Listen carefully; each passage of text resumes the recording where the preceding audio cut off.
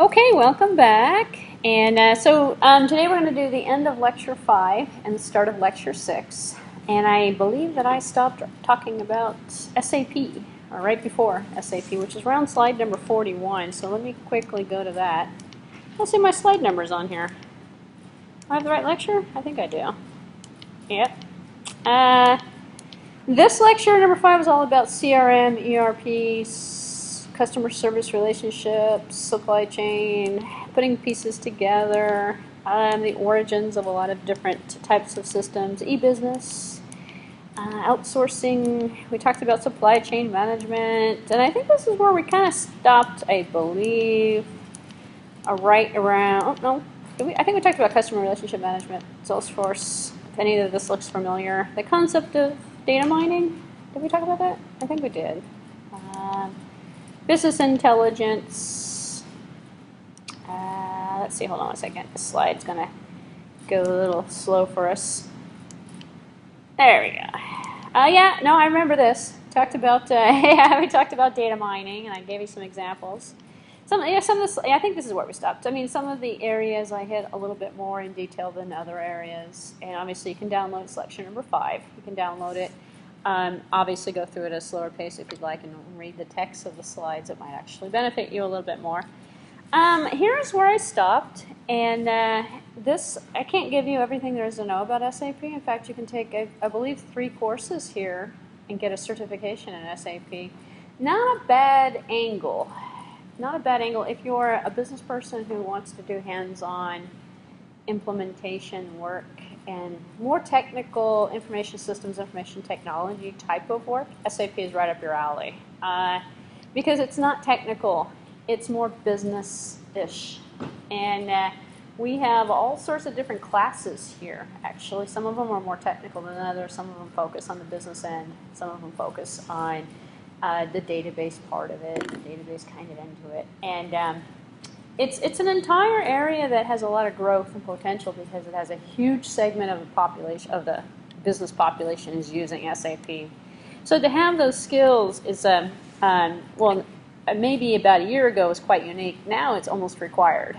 So it's not a bad thing to look into. So for those of you who have never heard of it, let me give you a brief overview of it and tell you what it's all about and show you some examples of how it's being used so you have an idea. And maybe it'll spark an interest for something you might want to get into. Don't ever say SAP. In fact, I hear students saying, SAP, yeah, I'm taking SAP. Will that SAP class work for something? And actually, if you're an engineering management major, you can take 3 SAP classes. That'll count towards the business, depending upon what, because we have some that actually fall into business. Some falls into information systems, information technology. Rarely would an SAP course fall into an engineering science because it's not, believe it or not, it's not that technical. It's something that anyone can probably pick up and do. All right, so what are we talking about? SAP systems, applications, and products. Some people actually are in the data processing kind of fashion, which is what our little definition here. This is our etiquette slide, what to call it, how to refer to it. Some people actually used to call it statistical analysis processing. It's really not really much of a statistical analysis tool. It's more of a systems application, products tool. And you can call it middleware if you want to, I think. But I don't know if it really technically falls into the middleware, if you're familiar with that terminology. I don't know if it really falls into that category at all. And how to pronounce it? S-A-P. Spell it out. Believe it or not, I can't tell you how many people have referred to it sort of like a syrup. You know, it's sap. Sappy is what comes out of trees. It's a syrup that comes out of trees. So anyway, oh yeah, that joke didn't make it too far. All right, so it actually quickly separates you in an interview if you go SAP. They're going to go, oh, you have no idea. Forget it. Right there. So it's an easy one to fix, actually. 4th largest software vendor in the world. This slide is actually from April 97, which is kind of far away. Now I would almost put it like number 2. I would still put Oracle above it. I think it's surpassed Microsoft tool sets. In fact, that's kind of dying out, actually. Oracle is still pretty strong. Computer Associates, it would be underneath it now too. So I would actually rank that with Oracle first, SAP second, I believe, in terms. Only because Oracle's got a huge market share, and their database tool sets and add-on products and things, it's really a nice package deal. Like when people go with an Oracle house, they do everything Oracle, and for that reason alone, they're investing a lot of their assets into Oracle. So that's how they can actually kind of get a larger market share than another vendor that's going to work with a lot of different types of platforms, with different components and things. So what are we looking at? Here's a partial client list. I like how it's just kind of populated. It looks like almost everybody is using SAP. Those are just, that's part. And again, this is maybe about 2000, 2001, 2002. I believe is probably when that data was done. Okay, so before SAP, and this revision today, I actually don't know what the current revision is. So this R-3, do you guys know, actually? Is it 4? Are they up to 4 already? Yeah. Are they still on 3? Oh, okay. I think 4, I think some components of 4 might be already pre-beta or something, or might be slightly available. I know that they're probably working, as any other company would do. They're working on upgrades constantly. So systems don't talk to the extent processes required in spite of 20 years of IS labor. And systems still don't talk to each other, which is why SAP exists, which is why I kind of referred to it as middleware. It'll sit out there and it'll connect components for you. And it'll automate, streamline, take away manual labor. Because, unfortunately, the reality of the world is manual labor is slow. Humans are slow. Humans make errors. And we have to pay humans. We don't really have to pay computers to do the work. So if you can get the computer to do it and not the human, which is what SAP is striving at, then you can kind of make it more streamlined, make it faster, make it more error-free. So to fill in where systems don't talk and people don't want to talk or can't talk, we put in SAP. So it monitors in terms of hold points to ensure that procedures are followed with the disorganization of being part paper, part automated. And so it does kind of sit in the middle of everything and kind of organize traffic in some ways. So it basically bridges systems and paper processes together. In fact, that's basically what we had to do before we had SAP and tools of that nature. And well, this is a confusing little diagram, but it's basically just showing you processes, one process leading to another process. You can think of this as business processes, a flow chart of how information might have data points from an information systems perspective. This is showing you how data is connected together to give us the information that we're concerned with. So.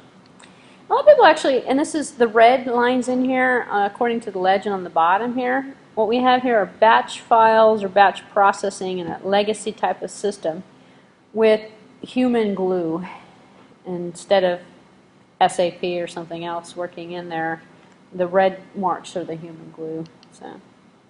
So process efficiency is pretty much the goal. If I were to give you one description of what it's used for, why it's useful, realize through the ability to reduce personnel requirements to perform a process. Transfers into processes that were able to meet customer requirements, hopefully, and get the entire system more functionality without making it a system. You're basically just gluing the pieces together, per se. And the key enabler, we have one system. We usually call it the SAP system. And omni-functionality, fully integrated, process-oriented, off-the-shelf solution. So we can kind of put these packages together, these systems together, and they can be multifunctional, and they can almost be generic in a lot of different ways. Because what we're looking at is just providing glue is what we're providing. So, so you kind of see it's broken down into a lot of different areas. This is how you can actually kind of take different SAP courses, depending upon the specialty area. Are you concerned with database processing information, statistical analysis for reports? Are you intercomponent, business logic? So many different areas that you can actually look at. So And depending on what you have an interest in, you can actually kind of specialize your skill set, I believe, a little bit, given the opportunity at a company or given an internship or something that you could work with. Here's some products that are built off of this platform, and you can kind of think of it sort of like a platform. We have a bunch of generic systems that are built. We have customer relationship management, business process improvement systems, strategic enterprise management, business warehouses, and we're going to talk about warehouses, or I'm going to talk about warehouses in the next lecture. I'm going to cover databases and warehouses after this particular lecture to show you the power that IT has in terms of strategically aligning different types of databases together to create a warehouse to provide some benefit to the organization. And on the other side of the coin, outside of SAP, and believe it or not, that's all I've got on SAP. I mean, you actually would have to take like a full semester course, I believe, to actually kind of get a better feeling for all of the different components of it, because it really is sort of a technical/business concept. But it's so integrated in so many different types of systems. It's a very broad subject area. So on the other side of the coin, we have the Microsoft Dynamics. We have Microsoft products. When I say Microsoft products, not so popular. Because I just told you, SAP, I would say number 2 outside of Oracle. Oracle actually performs some of these inter-process communication things between different components on the system. So Microsoft, what do they have to offer? Well, here's the Microsoft Dynamics. I'm not quite sure what the install base is. Not quite sure how popular. Works on Microsoft servers. And again, anything that's Microsoft oriented. I'm not a huge fan of Microsoft, but I don't want to, give them a negative impression either. Everything, however, and this is a true point, everything that works with Microsoft is Microsoft. So hard to take an Oracle system and integrate it with a Microsoft server products. Not going to work. Or this type of system isn't going to interface well with anybody else unless you're working with Microsoft SQL Server, Microsoft, hopefully you're getting the point.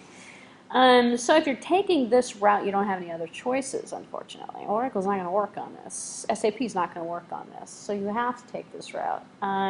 It's kind of a vendor lock-in kind of situation at that point because these systems are not cheap. Once the company has installed it, they're not going to move away from it. So you went and you got your SAP certification and you go into this, oh, it's a Microsoft, oh no, you should use SAP. And they're not, you yell all you want, and recommend all you want, it's not going anywhere. Just find another company to work for because it's not going anywhere. Microsoft Dynamics, formerly known as the Microsoft Business Solutions out of Great Plains. And I don't know if you remember a while back, maybe about 5 years ago, IBM started, and why they did this, I don't know, but they started advertising their business systems, their solutions, on the TV and on radio shows and stuff. I'm thinking, what consumer sitting at home watching television is going to go out and spend $200,000 to $300,000 on a Microsoft server solution? It's like, well, how many of these are they going to really sell through the television advertisement? But I think it was more along the lines of repositioning the company, maybe, to put themselves, and this was IBM actually that I'm talking about, that was putting themselves in the business machine, because IBM started out international business machines. They were actually big servers, big systems, and they catered to the business customer. To put this on like a radio advertisement or TV, it doesn't really make any sense. I'm glad that kind of stopped, but I think it was more along the lines of giving the consumer a better perception of the company. It was probably a marketing ploy for some reason. And for about a month, we saw Microsoft Dynamics. Again, this is a pretty expensive system that works on a pretty expensive server that you don't buy to run on your home computer.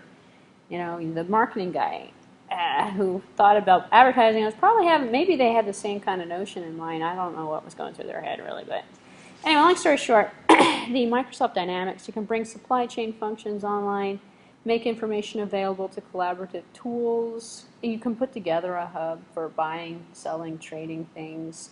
Wherever your employees, vendors, and partners are, you can make the information available to them. It's kind of like what Oracle provides in terms of their web services. This is the Microsoft equivalent to that. Because The business portal functionality, the customer relationship management functionality, all of the different subsystems of this kind of brings together sort of an SAP equivalent kind of thing, because it puts it all on the same platform, brings it all together. But again, it's a totally different product. It won't work at all with an SAP kind of environment. Why is it good for small businesses? Well, we have hardware considerations and database requirements. The system actually gives you everything, which is nice. The price is not quite nice, and the capital investment's not nice. But it's like, you do it once, and you have everything, and the system will grow with you as a company. But it's not really feasible for small businesses. But neither is SAP, if you think about it. Neither is Oracle. So small businesses are kind of interesting because they have to start out piecing everything together themselves. And then as they're growing, what they have is not necessarily going to grow with the company. So in terms of taking this back to the strategic, how do we strategically use IT? We can't, if we're a small business, we can't do some of the things that big businesses can do, which is one of the barriers. It's kind of like the roadblock that small businesses run into. Is one of these days they're going to have to go out and spend $200,000 or $300,000 on a server system, or they're going to have to take everything they have and throw it away and buy new systems that are going to support SAP or PeopleSoft or something. And again, PeopleSoft is actually very similar to SAP. It falls in the same line, similar to Oracle tools, Oracle Developer. Oracle is funny because Oracle is one of those companies, you can buy a database from them. You can buy web server from them. You can buy the human resource module from them. You don't have to buy the whole thing.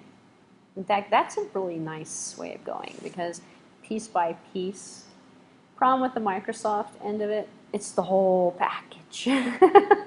If you're a small company, you can't afford the whole package. You're going to buy piece by piece. So in some ways, the way that the technology is presented to the consumer or the business is going to determine what percentage of market share they're going to get and who's going to buy it. So small companies go the Oracle route. The Oracle route is actually kind of easy to translate into the SAP route further down the road if they don't want to go completely Oracle, which is nice. You go to Microsoft route, you're stuck. You don't have anything, and you've spent a lot of money, and you have everything, but you have to stay that route. There's no changing modifications. The growth potential is sort of limited, I should say, so in terms of changing. Which, and personally, and from my own personal opinion, and this is maybe not even true, but I think that's why Microsoft hasn't been able to get very much of a market share, and why SAP is pretty much, I would call them number 2. Or maybe number 1. I might be underselling them. They might be number 1 right now as a leader. So information technology for e-business. And this is an interesting concept. It's not e-commerce, it's e-business. So e-commerce and e-business are actually 2 separate models. Commerce is buying and selling product over the internet. E-business is building a business foundation, a business concept that's completely electronic. If the internet were to go away, so would the business. So eBay is an e-business, PayPal is an e-business. Barnes & Noble is not an e-business. Barnes & Noble does e-commerce. Amazon's an e-business. You can't, well, not recently, a long time ago, they tried to open up stores. In fact, we had Amazon stores in California, but they went away because the whole model shifted from a traditional business model to an e-business model, all online. But they're an e-business that does e-commerce. So if you think about the IT strategy for e-business, you're looking at systems that are going to support communication, that are going to support commerce, that are going to support the business components, supply chain management, customer relations, everything. And you're heavy duty on technology and you're heavy on information systems because you're completely electronic. Just because you run this way doesn't mean you don't have corporate headquarters. We have Google, Yahoo, we got all these people, eBay actually in California. We have buildings where people sit there and work. But they're not, you just can't walk, well, you can walk in, go to a meeting, go to an interview, and you can work there. But the business itself, a lot of people think, well, what's a business? Because then you got to define, well, what do you mean by business versus commerce? It's almost, it's kind of like drawing a gray line between the two of them. Without commerce, you don't have a business. If you don't have a business, it's hard to do commerce. So they're kind of almost sort of the same, but the terminology in terms of how IT relates to it, they draw a black line instead of a gray line. They separate the two, and they go, oh, that's commerce. Because commerce people who do e-commerce, like your Barnes & Noble, they have different IT needs than your Amazon, because there's a totally different structure in terms of how the commerce is supported. And as an example, let's say the local Fry's store, not an e-business at all, but does commerce. So the latest thing now is everything has to be synced. So years back, in terms of how IT information systems were being used for e-commerce, we had the in-store, and then we had the website, and the website sold products. And actually, stores like Target do this all the time. Like, there's products that are available online that don't end up in the stores, and vice versa. You have inventory that's different online, and it might be out of it online. So it's almost like two separate stores. You go to the website, you look at something, and you can order it. But you're never going to find it in a store. So it's almost like two competitors all working under the same house. That's old, actually. Still around. There are still some systems around like that. But the main stores now, the main department stores, the main computer electronics stores, have taken the two and put them into one, and have supported the in-sale store with the e-commerce environment, and vice versa, because they are not an e-business, they are a traditional business. As an example, Micro Warehouse, maybe you guys have heard of this, it's like right off of 101 next to Mercado Theater. There aren't too many micro warehouses around. Very small building. Probably is more profitable than Fry's. Here's why.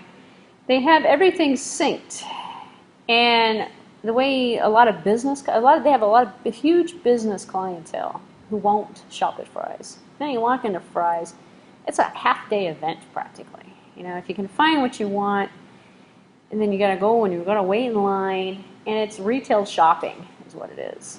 So Micro Warehouse isn't relying upon the retail sales, retail shopping people. Instead, they have contracts with other businesses that supply parts and components. They actually build systems. They build special gaming systems, support systems. They work with business customers to provide IT when needed, to fill in office buildings. They do all sorts of corporate company-related sales. Consumers can also participate in this. You can spec out a system through the internet, send it to them, they can custom build it for you. You walk in, you pick it up. Or you don't want to do the retail shopping experience. You pick out your products and everything, you pay for it. Oh, you just walk in the store, you go to the counter, you show your ID, and you pick up your bag. You're done. You don't have to go and actually look through the shelves and stuff. And the benefit of that is everything is linked, and they're not running it as two separate entities. It's actually one entity, one sales engine. Through technology, they've got the inventory online matched almost real time. So you walk in the store, somebody buys something, somebody's online shopping, it says now there's 3, oh, now there's 2. It refreshes and goes, oh, someone's buying it in the store. So you know that you can do that. If you did that at Fry's, won't work. Here's why. The inventory is not synced. You got the inventory here, you got the inventory here. It's two separate entities. Although they can say, oh yeah, you can go, but there's always that disclaimer on the bottom. Pay for it when you get to the store, because the store might not actually have it. Yeah, there's 3 of them over here at the store. You get there and there's nothing. That, people are relying, in fact, it's customer satisfaction that's basically earning them a lot of the market share, because it's there. It has to be there, because their inventory is synced up between the store, and they actually have accurate inventory going on, and it's synced up with the website, and it's streamlined. That's how you become, that's your strategic advantage. That's how you become effective in IT in the retail computer electronics market these days, is you don't have e-commerce. Or in the traditional, it's all the same. It's all under the same roof. Which is kind of different. And we also have people who don't have stores, that just do 100% e-commerce.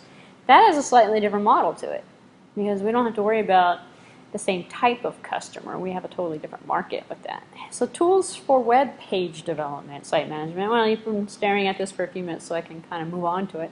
And I haven't really talked about it, but I don't really need to, because this is all modern technology that's going to change next year. I mean, I'm sure JavaScript will stay around, Java will stay around, XML.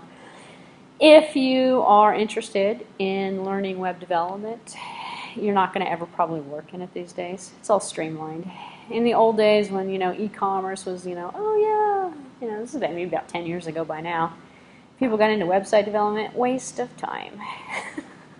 There's no more, you would probably make more money selling burgers over at McDonald's than you would building websites, because it's a given these days. In fact, the tools themselves, the packages that are being used for commerce, already have the website interface in there. You just install the module, it gives you the shopping cart, gives you everything you need, and it's all integrated with the database. And not to say, not to drown your hopes, or some of you probably do work in this right now, perhaps. There's still jobs in it, but they're more technically skilled jobs. So if you get into it, it's not a designer job anymore. It's, do you know how to program in Java? Do you know how to write in a scripting language? And then it's more hands-on, and it encompasses more outside of just the design and the construction of the web page. But that actually is kind of, that is, Flash is still popular, very popular. Dreamweaver, that's actually kind of current now that I look at the list. CGI, not so current. CSS is, Cascading Style Sheets and stuff. But if you take a web development course as an IS person, that's generally what you end up learning are the technologies. So you can put the pieces together. So hardware considerations for supply chain management, another kind of system that you need to think about, and this is where the strategic part of it comes in again. Are you going to put everything on the public network? Are you going to put it on a private network? It's going to be an extranet versus an internal versus an intra. So we have intra versus extranet. So inter is public, intra is private. So intra is the use of the Internet Technologies IP for internal communications. Extra, which is kind of the newest buzzword, is used for Internet technology and protocols for the internal and suppliers' communications. So it's now no longer just inside your company, it's into your company and the people you have invited to also be part of your company. They actually are calling that an extra. Well, it's intra plus extra stuff, extra people that are also involved in it. So logically, if you play with the words, it kind of makes sense. None of it is directly on the intranet, but it can be bridged or housed. So then we start defining the network as a strategic alliance. So if we take and create the network, we put the extranet in there. Then we can build applications using SAP, Oracle, all these other tools that I've been talking about, and bridge the gap of communication. So your supplier actually becomes part of your company. This is where they come up with this enterprise concept. So the enterprise is you, your suppliers, your customers, everybody else you've got extra connected to is your enterprise. Why they kind of came up with an enterprise for that, I don't know. But sometimes, well, they started out calling it a digital firm. Nah, I like enterprise better compared to the options. I'm not going to go through all this, but if you're an IS student, you've taken, or an IT student, you've taken WAN, LAN, MANs, you know all the different types of configurations and the WAN technologies. We have some different options when it comes to the technology part of it. The point-to-point leased lines, a little bit more secure than the public switched lines, but they're more expensive. So you take a networking course, you look at frame relay versus ATM versus all of the other ISDNs versus all of the other options you have, and you figure out from cost advantage and from networking perspective, how should we assemble it? And we create the concepts with the technology, and we put together what it is we need so we can use it effectively. So global considerations also for using these SRM, supply chain management and ERP systems. Well, obviously we can connect people that aren't local. We can go global considerations for time differences, language issues, currency exchange rates. We could build it into the system so that we have all of these problems solved, hopefully. Different accounting systems, security restrictions, culture and religious holidays and things of that nature can be built into the system as business logic. And that's when we kind of come up with a lot of the logical, when they say business logic, well, you're going to build business logic. Well, it's, all of the different considerations, regulations, rules, taxing, things of that nature that might fall into that category. So that was the end of lecture 5 that went into some of those systems in a lot more detail. we're not quite done for today. I want to start number 6. And number 6 is talking about this concept of business intelligence and building that business intelligence into the system and using IT to support it. Because nowadays, business intelligence is one of those strategic advantages that companies are using. And if you're not using it, and this is kind of like, what happened years ago when if you weren't on the internet, you weren't a company. Now, in about another 5 years, if you're not using business logic, you're not going to be around because businesses have become a lot more successful due to this business logic, and they're a lot more competitive.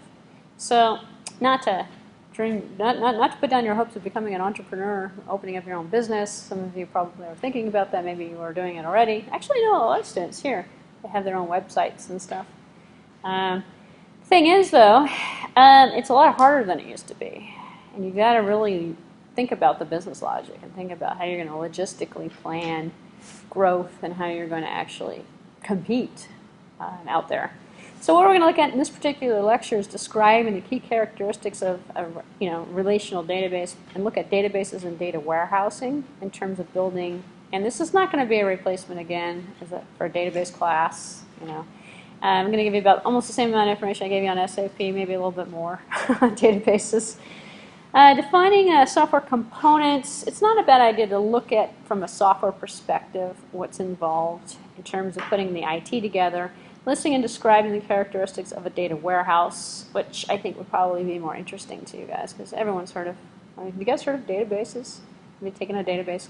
Show of hands, I've taken a database class. One person. One person? Seriously? You've taken a database class?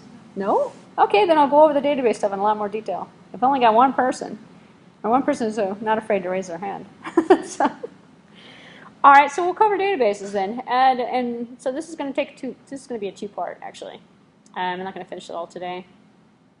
Describing the role of business intelligence, and then listing key considerations for information ownership. And there we go, tiny piece.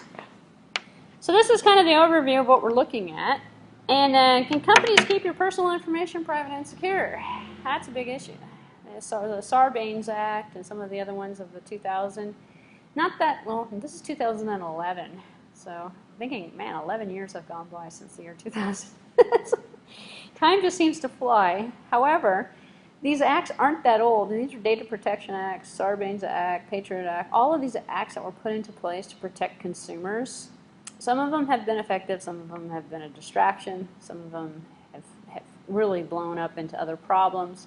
One of the biggest important ones was data. And what can companies store on people? What can they do?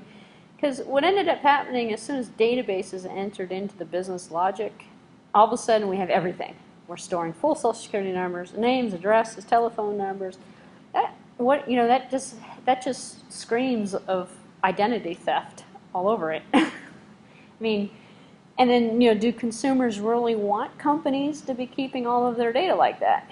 And then are the companies actually reporting everything that they should be reporting and protecting the data? And so some of these acts were initiated so that companies were held liable and more responsible for what they were doing, not only for their reporting behaviors and their accounting, but also for the management of information, which was a big issue.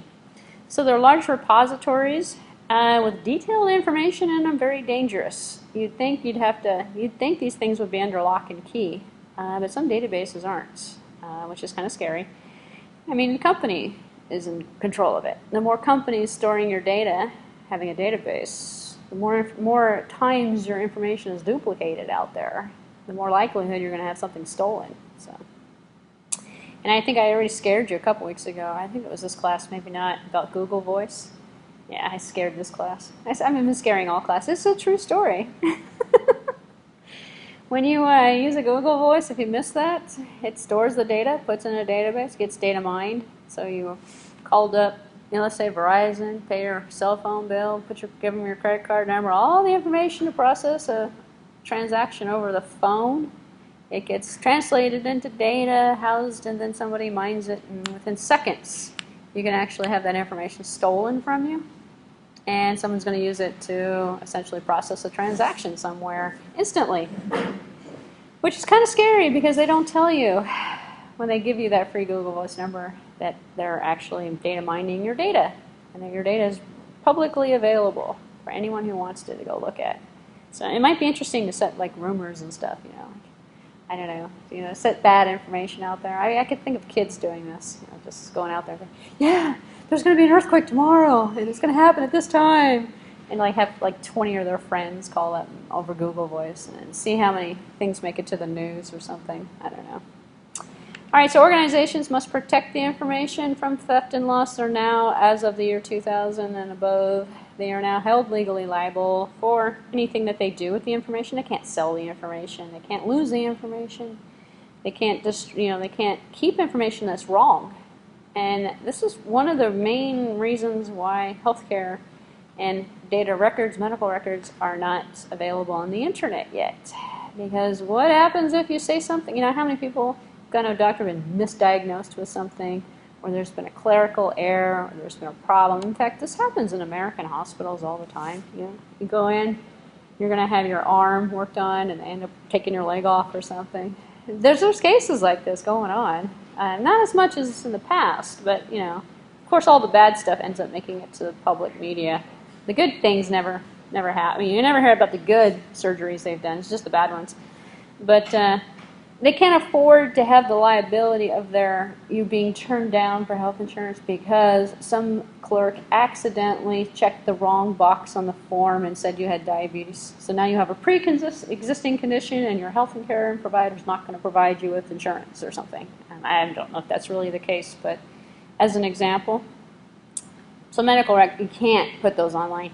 There are some, like Kaiser local hospital, they are actually making all of it, but it's within Kaiser network, because they can control the data inside of their network, and it's not open to the public, by the way. It's just open to Kaiser customers, patients. So they're one of the first hospitals that are taking that strategic advantage of using, electronic medical records.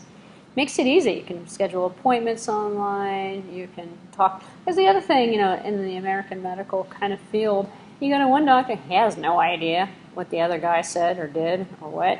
And it's like if you see someone new, all of a sudden you got to explain everything all over again. They have no history on you. They have nothing. So it actually helps them treat you faster, essentially. Many bad people want to steal your personal information. What do companies do with you do business with? Might not actually store your information correct. So big information loss examples, card systems, 40 million. Actually, this happened recently with Discover. I think Discovery is actually out of business at this point. They had the numbers stolen or something. I can't remember what happened. They had a network leak. Somebody was able to come in, steal all of the numbers, mess up the billing, essentially. Card systems, Citigroup, 3.9 billion customers had an issue. DSW Shoe Warehouse had problems with their credit card processing. In fact, I believe that one was because they were storing the information too long, which happened a long time ago. Obviously, they've grown back because there's DSW shoe stores everywhere, out here in California at least. So Bank of America actually had problems. Wachovia had problems. Almost every company has had problems and losses. It's a big issue actually, which is why the government actually kind of stepped in and said, hey, wait, we have to provide more regulation, more control, more safety on customers' data. So some questions to ask yourself. Everyone knows someone who has been a victim of identity theft.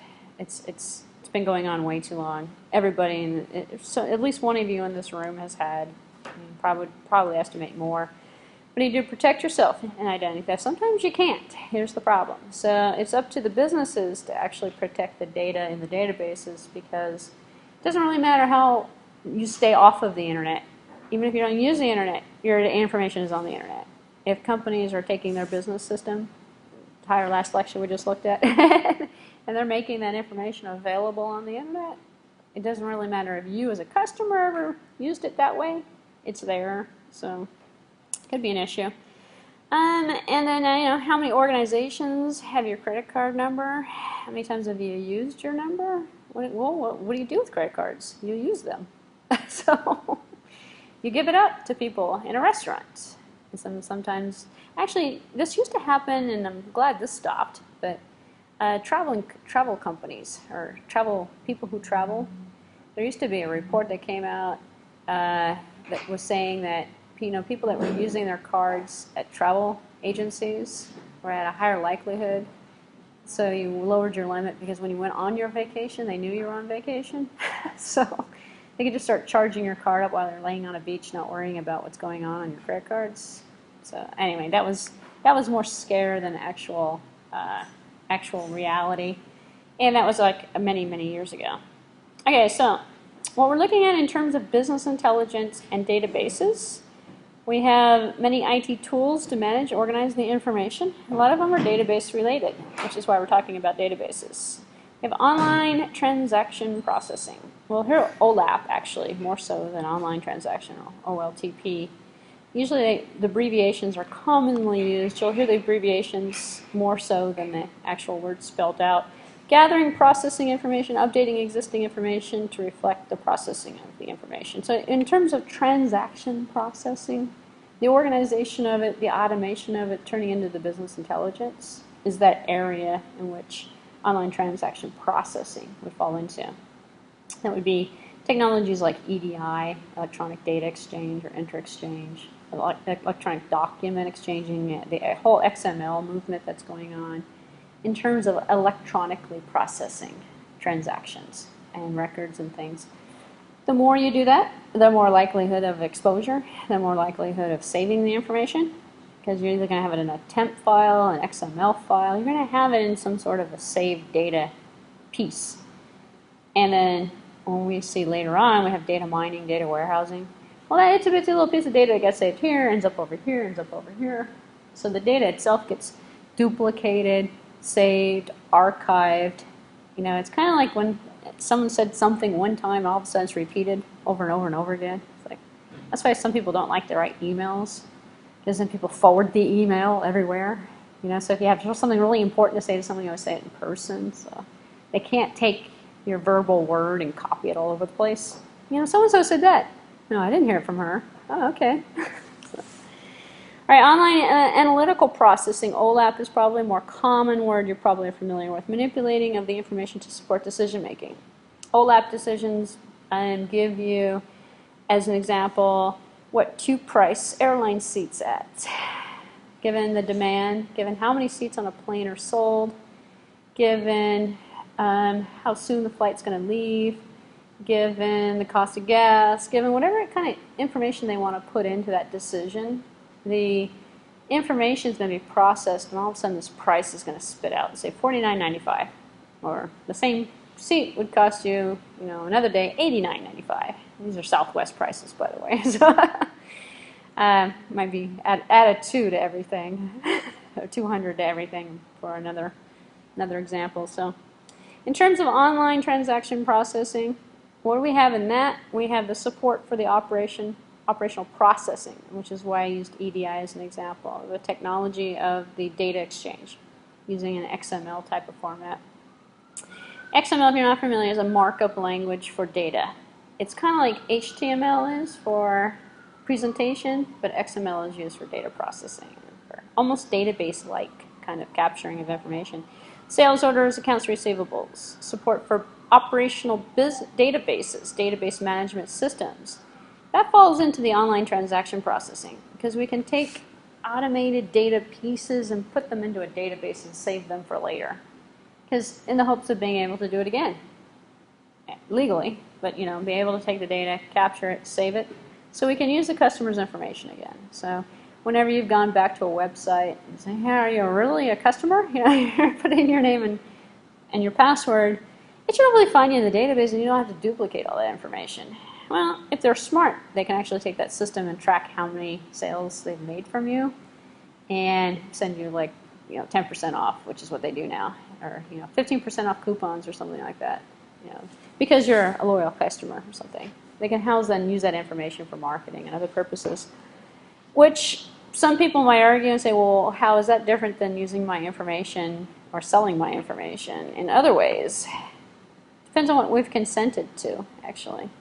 And which usually now we see boxes that say, are we allowed to send you information? And usually they're all checked by default. You have to uncheck them or something. Because that's what the Data Protection Acts, that's what those acts of the 2000s, some of them actually made companies give you a choice whether or not you wanted the junk mail from them. So, which is not bad. OLAP itself, in terms of the online analytical processing, helps to build business intelligence, as I mentioned with those airline seats and the pricing. Support for data warehouse data mining tools, receiving data from online transaction processing systems. So the two concepts actually kind of work together. The transaction gets processed.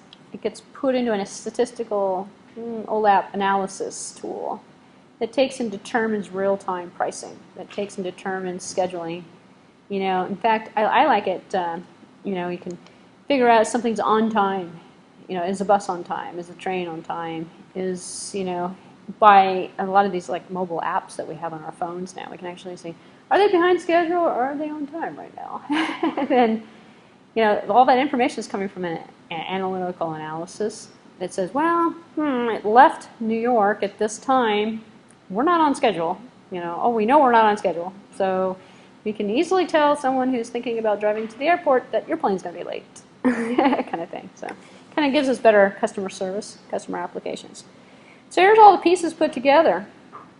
The OLAP and the online transaction processing gives us our business intelligence. In fact, they kind of sit on this side we have the information, on this side we have the intelligence. And we think, well, what is business intelligence? This is a great way of describing it, actually. It's taking the data, putting it into systems, creating information out of it, taking all the information, adding it together, and using it with OLAP. So the transaction processing, on the bottom here we have the online transaction processing, OLTP, and on the other side of the fence we have the OLAP, the analytical processing part of it. And it's kind of, you actually do have to kind of draw a line down the center of it and say, this is the transaction processing, this is the processing that turns it into the business intelligence. And so when we're talking about business intelligence, we're really talking about this data warehouse on the end, which is why everyone says data warehouse. In fact, outside of object-oriented anything, data warehouse is the most commonly misused word. You say, well, we have a data warehouse. Oh, it's in the data warehouse, so let's just query the data warehouse. Everything's data warehouse. And in fact, that's actually kind of going away. This was maybe about 5 years ago. Everything was OOP, OOD, and data warehouse. Because those are like the buzzwords of the future. Well, here's the future, and they're not buzzwords anymore. So now we have OLAP, SAP, OLTP, transaction processing, TPS systems, CRM, ERP. Those are actually kind of current. I'm waiting for like more human-like acronyms to come out that actually explain what all of these little things are actually doing, which might make the whole concept a little easier for a lot of students to understand. I'm not going to go through this, but you can download the slide set and take a look at it and read through all of the different components. The main point to get out of it is this data warehouse concept. And the data warehouse is information used for decision making. We don't keep data in data warehouses. We keep data in databases, database products. We take all of the data that's on all of these little data products. We do OLAP on them. And we're using it like a data warehouse. It's kind of like when you go into Costco. It's a warehouse. You know, you buy food and clothes and shoes, and you buy everything at in the warehouse. But each one of the products that's in there is coming from a different source, usually, or many different sources. And your OLAP tool is your shopping cart as you're rolling down the aisle and you're picking up your database items and you're putting it into your OLAP tool and you're going up to the register and you're paying for it. And your OLAP tool is telling you, make that airline flight seat $25. Or it's the last seat on the plane. We're never going to sell it. You've got a single customer who wants to sit in the middle aisle there. Oh, sell it to her. Give her a good price on it so she buys it. Kind of decision making that happens. But they have to look at, you know, how many seats have sold, when did they sell, what percentage of the plane is still full. And now what they do actually is kind of interesting is airline companies selling passenger seats are now selling cargo. And that actually happened from Continental. Continental was the first company that did that. It said, if we can't sell our airline seats because United's taking all of our businesses a long, long time ago, let's sell the cargo space. A plane's a plane, right? It doesn't really matter. So they can only put so much weight down there, which is now why you have to pay for your baggage. The heavier the plane, the more gas it takes, actually, aerodynamically. So the more expensive it is. And they can sell, and they are selling the cargo space. So you have to limit what the customers are taking. If the customers are going to throw everything on the plane, then you're not getting a good deal as the person selling them that seat, because they're taking up all that space down there that you could be selling to somebody else, for FedEx. Why run a FedEx plane the same route you're running a Continental plane when this Continental plane's half empty? Oh, load up the bottom. So that plane is full, whether it's full of passengers or full of cargo, which is kind of the new game that's going on, which is, and plus it's a great way for them to make extra money on you, charge you $25 per bag or something. The airlines that aren't doing that aren't selling cargo. So if they're just selling passenger seats, then you can probably take on as much luggage as you want because it's extra space. They don't care because they're selling all the seats and they can only have so much weight total. So anyway, so that's why they put baggage weights on everything too. But if you're an exceptionally large person, you pay the same thing as if you are an exceptionally skinny person. So they don't charge you per weight. Although I don't think they could do that in this country. I have actually seen it somewhere else. I took a plane out of Hong Kong, from Shenzhen into Hong Kong, and they weighed us. We had to step on a scale. And that was amazing. I'm like, wow. So I don't have to pay as much. And they weigh your baggage. They weigh you and they weigh your baggage, and they charge you for the airline that way. There's a small little airline company. It was running, it's like a 10-minute flight. It wasn't even that long. And they were paying per weight, which makes sense if you think about it. You can't get away with that in this country. I don't think that you can legally do that. I don't know. You can't discriminate in the country, so they were definitely discriminating. Luckily, I didn't have anything but a golf cart. I had the golf clubs with me that were kind of heavy. They were heavier than I was. So, all my luggage. So anyway, business intelligence. Brings us to the concept of the database model and the relational database model. Now, most of you are going, oh no, I don't hear about database. There's only one person in here who's taking a database course, so you can't be doing that yet. So database is a collection of information that's organized and accessed according to the logical structure of the information. Not a technical concept, it's actually a business concept. In fact, the relational business concept and the design is not really software engineering, in my opinion, or even computer science. It's business. Because what you're doing is you're logically organizing. It's kind of like a file cabinet. That's business. That's not software engineering. You guys are familiar with the vanilla folders. You put little labels on them. If you've ever worked at if you've ever been to a dental office, some of them still do this. They go, oh, what's your name? Open up this big old drawer and pull out your file. And go, oh, yeah. Look at that. You were here 10 years ago. They get all the information on you. Now, hopefully they're not doing, dental offices are still doing that, local small people. Other people have it all electronic. And how do they do it electronically? They implement it in the form of a database. And the relational database is the tagging system. The relational part of it relates the data with other data. So we can have bills, pieces of paper, notes, appointments, future appointments, past appointments, all related to other things that are associated with you as a customer that are all in there. So the relational model is a series of related two-dimensional tables or files, I'm going to think of it that way, for storing information. So the relation is a table or a file. It's the vanilla folder that has all the paper in it. That's the relation. And most popular database model on the market, it's the only one that's actually truly available in terms of modern generations. I can go through first, second, third, fourth generation databases. We're still just on the third, which is the relational model. People keep saying object-oriented databases. We don't really have any object-oriented databases.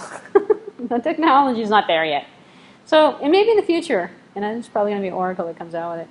All right, database characteristics. So we have the collection of of information. It's created with logical structures, includes ties. Those are where we get the keys, foreign key, private. You don't have to know anything about databases to kind of understand what the concept's all about. And that's where those keys come from, candidate keys, so they call them. Sometimes foreign key, primary keys. You guys probably have heard of those kind of things. Include, you can also build in integrity constraints. In fact, that's where the business intelligence comes in. That says, we can't have a customer in here who's not a customer. We can't have dependents in the company health insurance policy for employees that don't work for the company. If the employee's gone, so are the dependents. So logical things determine the constraints or the integrity of the database. The tables of data related through common keys or identifiers. Those would be the primary keys, secondary keys, and stuff like that. The database is a collection of information. Here we have, a retail company. It looks like we have order file, order table, employee, truck file, customer file. These are just like files in a file cabinet. So we take and get rid of the file cabinet, save the space, put somebody's desk there instead. Take all the information, put it online, put it into a database.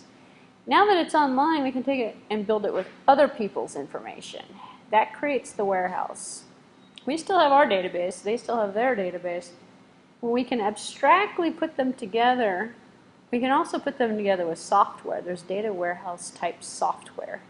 There's also what we have now, the cloud. So are you guys familiar with the cloud?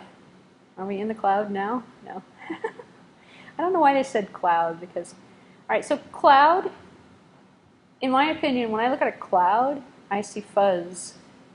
I see almost like rain, sometimes clouds are dark, they're black, sometimes, rarely do we see nice white, beautiful white clouds. On a cloudy day, it's going to rain usually. Those are rain clouds. So they're holding moisture. It's not something I can kind of see through clearly, usually. So why do they call it a cloud? What they did is they created a network that seamlessly connects everybody together that's clear, that you can see through.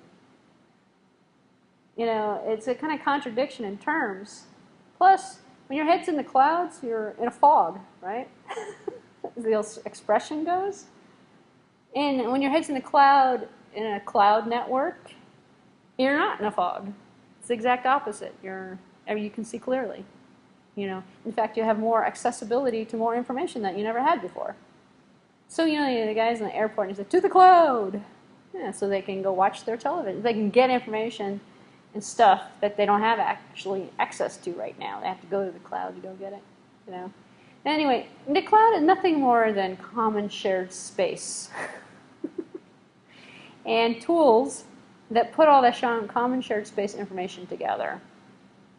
So Google's cloud is being able to take a voice call, translate it into data, archive the data along with other data for like videos and for emails from Gmail and from uploaded this, uploaded that. It's content, essentially. Taking content, organizing it in a database.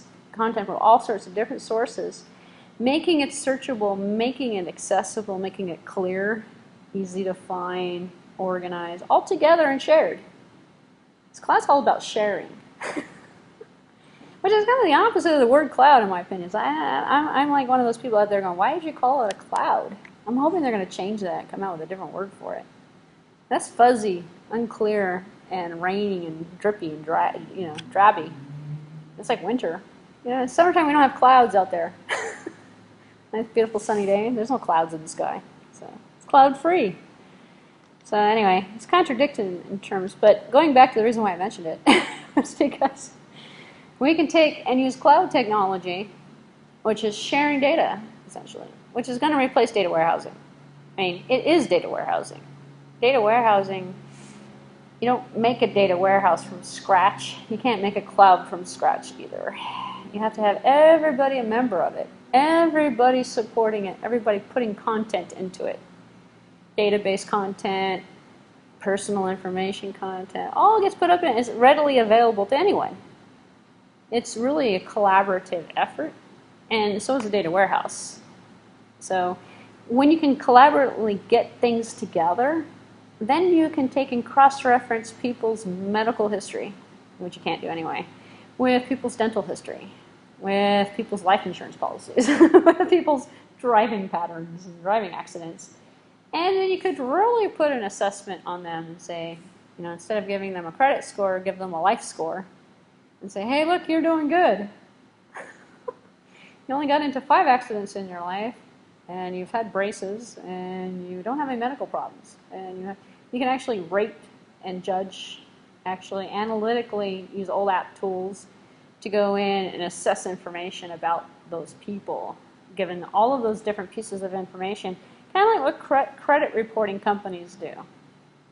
They have OLAP tools that go through databases. What are databases? Employment records from the Social Security Department. How many years have you worked? How long have you been on your job? What are you making? With creditworthiness, all of the credit card companies, and maybe you have issued credit. How much credit do you actually have? With how old are you? Have you been to school? You know what degrees do you have? What are your driving patterns? All of a sudden, you get a credit score that comes out of it. So some people that might have a lot of cards but don't have any credit on the cards might have a lower score than someone who's maxed out every card they have possible, but they always pay their bill on time. Has a higher score, actually, which is kind of counterintuitive if you think about it, because those people don't need any more credit. But that's how the system works. But they can actually take all the bits and pieces of information, put them together, and assess, which is kind of like what cloud is doing. So sort of working very similar to a data warehouse in terms of that type of processing, because it's putting things together. And so here we have a collection of information on the slide that you've been looking at that gives us our database. We start taking databases and putting them together with other databases, then we get the data warehouse concept. But we just can't go out and build a data warehouse by scratch. We have to have data put into it. We have to have databases. So we want to create a logical structure. The more emphasis, more focus we put on the structure, the easier it is to combine it, because we know what it is. We have to have self-identifying data. Because if we put medical history, dental records, and employment history, we have to know what it is, to put meaning on it. So when we apply our business logic, we're making decisions based on a science instead of flipping a coin or something of that nature. So the data dictionary contains the logical structure of the information, tells us what we have. Tells us this database has employees and truck information in it, and this is what we've defined. This is a float, this is a double, this is a date, this is a string, stuff like that. And then we have these keys that I mentioned. The keys link everything together. So we have tables of information, tables or files, folders, if you want to think of it that way, almost like directory folders on a hard drive. Uniquely describe each one of the records that's in there. And so we use a foreign key that says, in fact, you get this all the time, because people say, you know, what's your Social Security number? Well, they don't. You know, what's the last 4 digits of your Social Security? Now they're not allowed to actually store your Social Security number anymore. But now they'll ask you, what's the last 4 digits of your Social? Oh yeah, please sign the attendance. Is that the attendance? Yeah. Forgot about all my, oh yeah, you know what? Let me take a break right now, actually, now that I've lost my train of thought. Next week, I forgot about all of my administrative announcements I was going to make. Next week I'll be having a little review of the midterm. So it will be a take-home exam. I will also be introducing the CSLO essay, which will be an essay but not like what we've had before. That won't be due, the essay won't be due until the end of the course. The midterm will be due in 3 or 4 weeks. We'll make sure that we have the EMS database working properly so that we have an entry for it and we have the ability to upload it, because we want to sort of collect those before the end of the course. And I'll go over, I haven't written it yet, I'm going to write it this weekend. So I'll go over exactly what's going to be on it, what you need to do for it next week, as well as tell you where to download it from. I'll probably put it on bhacker.com, but it will also be in the ITU EMS, because that's how you'll submit it. And what was the other thing? I think that was it. Anyway, so I don't remember that. It was a slight distraction, but at least I remember to tell you. So that's going to happen next week. And you'll have 3 or 4 weeks to turn it in. The final exam will be, that's what I forgot, the final exam will be an in-class exam. So you will have to take it in person. And it'll be a multiple choice or short answer type of exam, whereby the midterm will hopefully be an activity. I have to dream up something. It'll be a comparison and a contrast between something or something.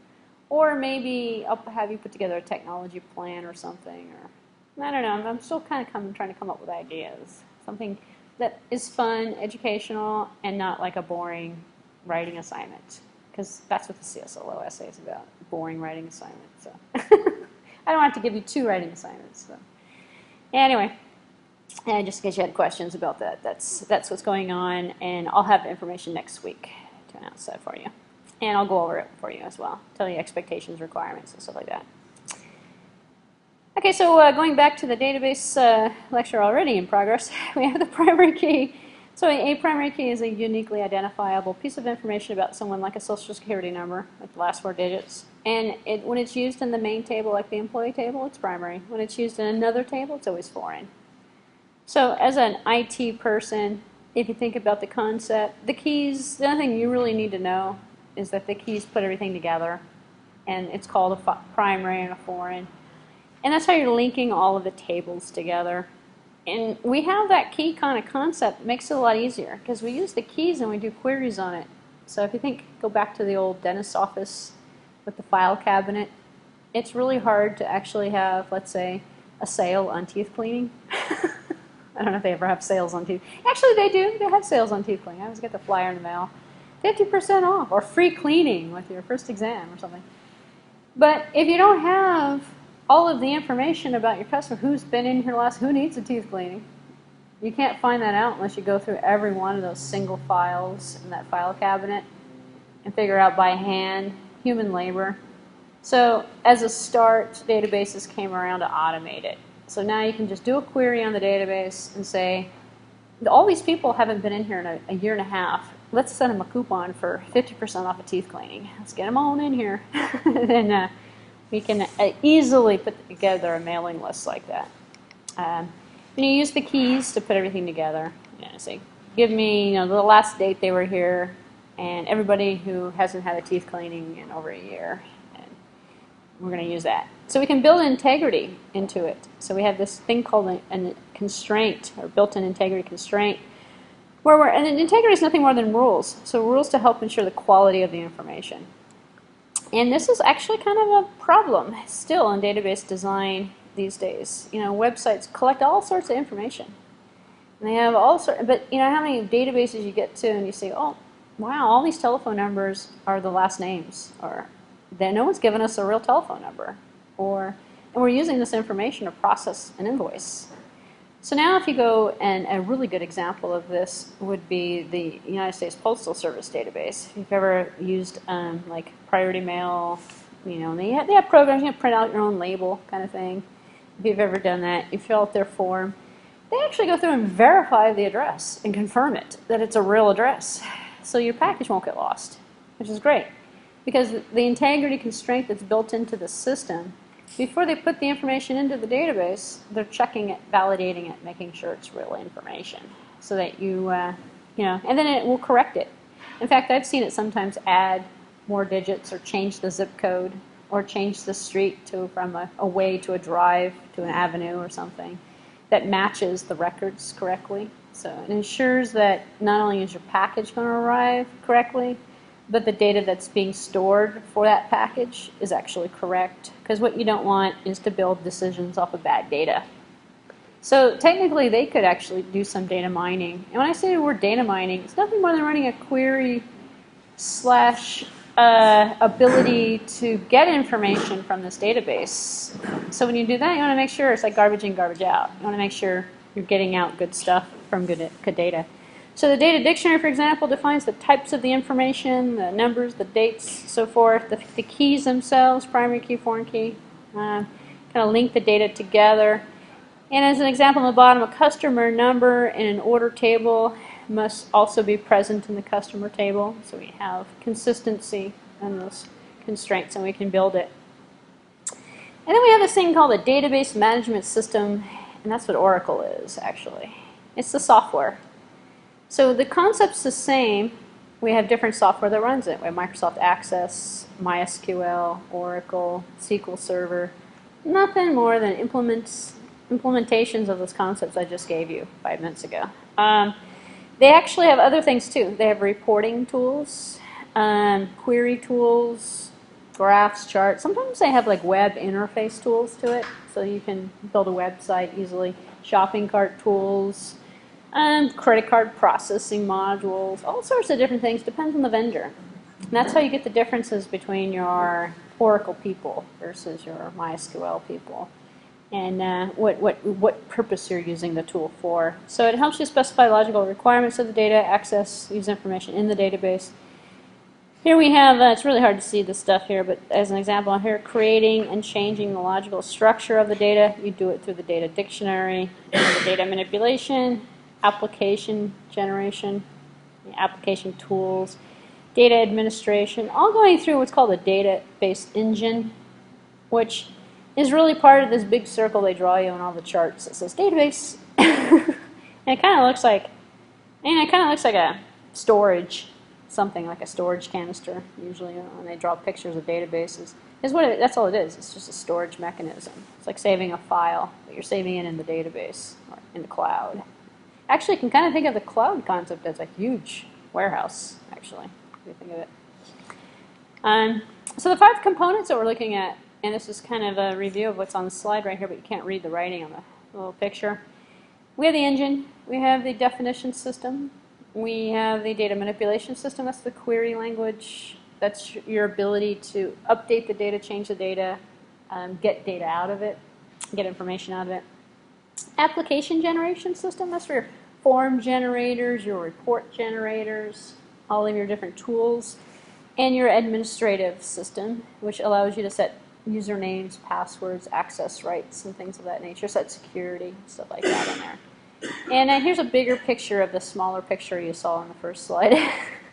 And actually, believe it or not, I just went through all those 5 parts, kind of, and showed you. And there are some further examples if you want. You can download the slides. I can go through this lecture 6, actually. So the engine itself, we have some characteristics, and I think what I'm going to do is end after I go through the 5 parts of the database, because it's a good stopping point, because then I'll talk about examples of data warehouses next time and put it together. And I'm actually going to try to bring in some cloud computing information, because I've had some people request that, actually. And it's not currently in my slide sets, but everyone's heard it at this point. Everyone's like, semi-familiar with it, but nobody knows what it's all about. So I think it might be interesting. So I'll try and bring that in as well. So I have a lot of homework for myself this weekend. So we have the engine. We have the physical and the logical view of the engine. Because it's nice and easy to say it's a database, but it's kind of more difficult to actually kind of define what do you mean by this engine. So the engine accepts the logical requests from the other parts of the system, kind of like the engine of a car, actually. So people, what part is the engine? It's the core, maybe it's the cylinders. I don't know. It's the piece that's holding everything together, and it's providing the space, the space to store the tables, the space to store the reports, and all the functionality, bringing it together. So the physical view is how the information is physically arranged, how it's stored. That's that table abstraction or the file abstraction. And the logical view is how you need to arrange it to access the information that you need.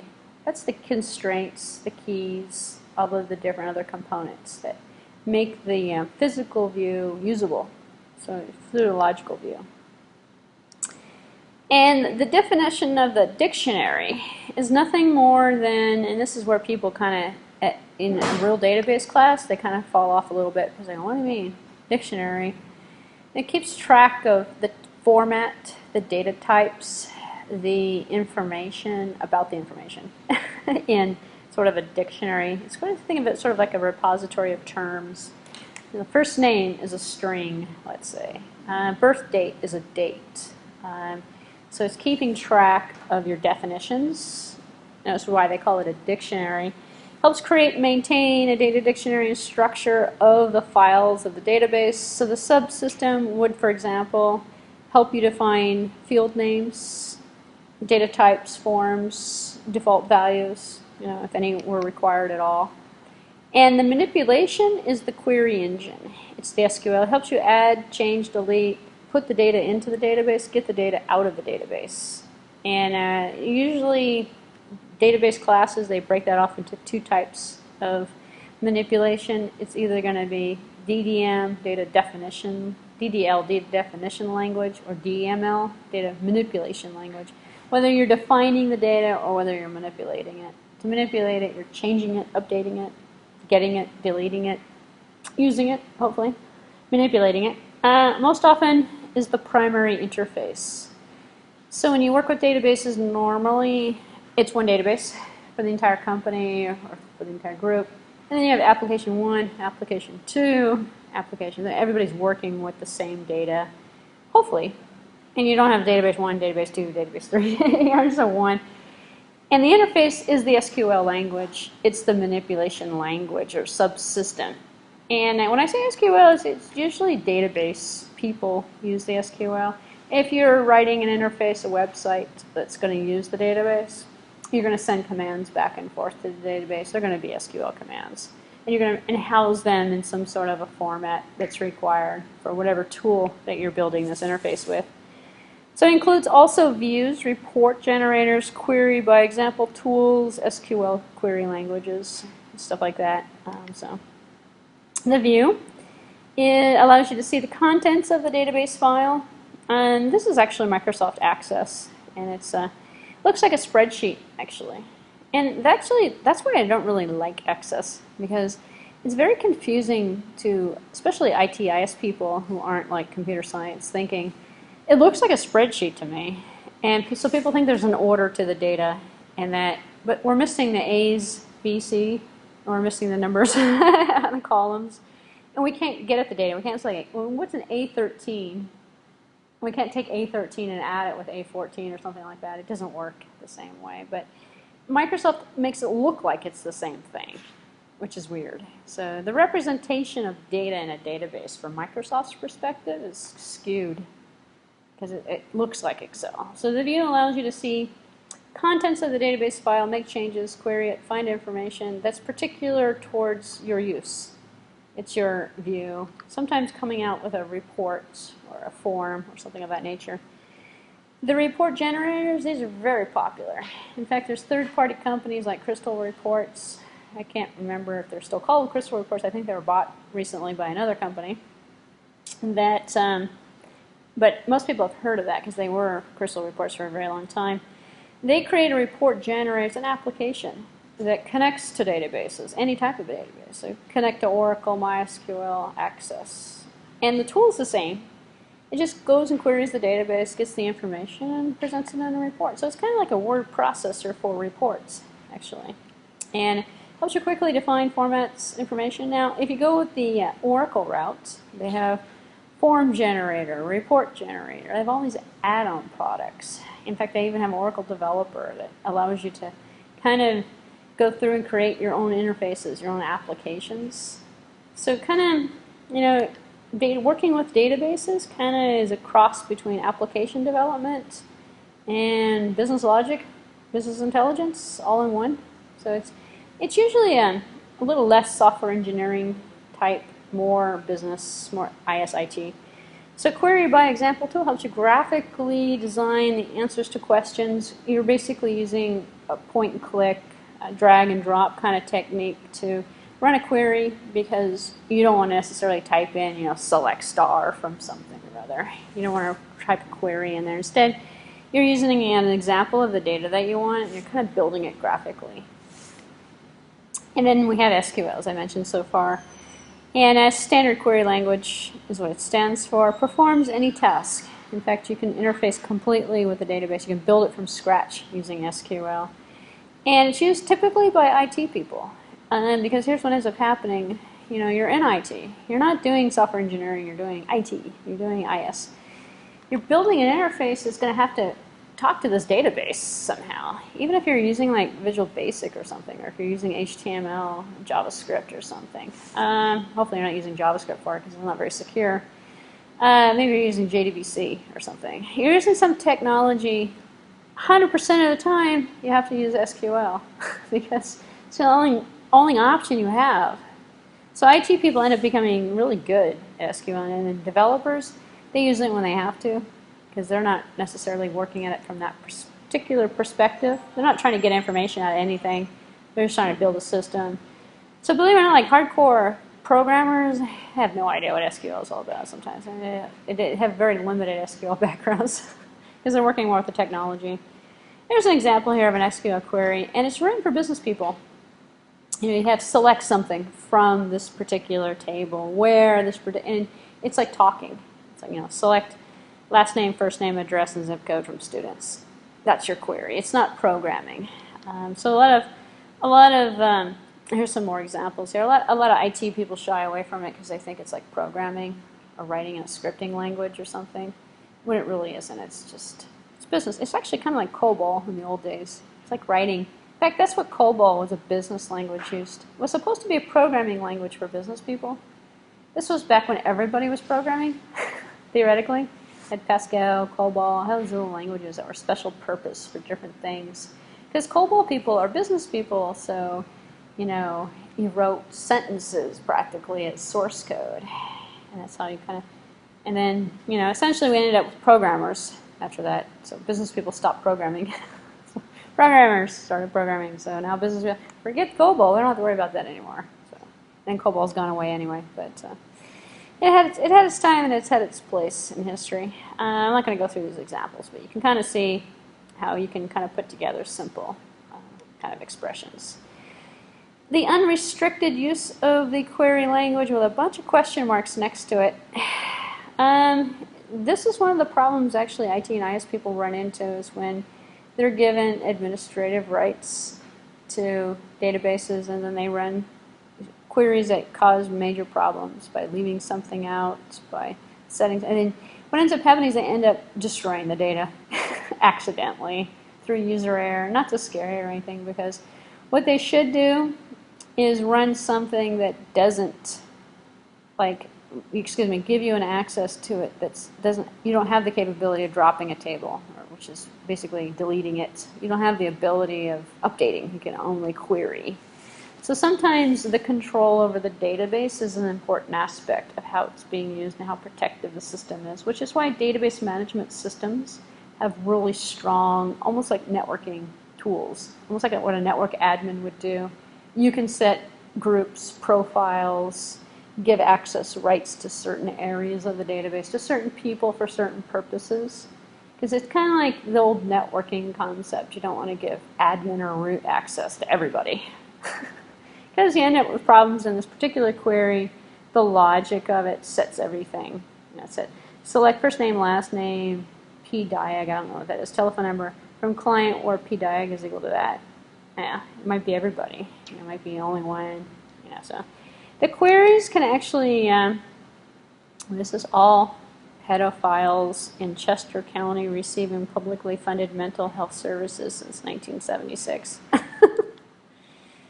The easier systems are to use, the greater potential of abuse. Well, yeah, the easier the system is to use, the greater potential. In fact, the theory actually works with the amount of data that you save, which is, the current thought is don't save it unless you need it. Because if you save it, there's a potential of somebody using it. Whether or not, whatever reason you saved it for, doesn't really matter a year from now. So you have all of this information that you've been saving. Lo and behold, someone's going to come by and use it for something. So don't save it, is essentially the current process. And then the application generation system, one of the other components of this database management system, allows you to build front ends, as they call it, applications. So contains facilities to help develop transaction-intense applications, maintained mainly by IT professionals. So the administrative system. And this is when you take an Oracle class, you learn all of the manipulation, the reporting, the administration part of it. The administration part of it is the backups, the recoveries. It's kind of like a network administration. Security management, as I mentioned before. Query optimization, reorganization, concurrency, change management. Managing the users of the system. In terms of backup and recovery, it's the same thing that you would do on a network.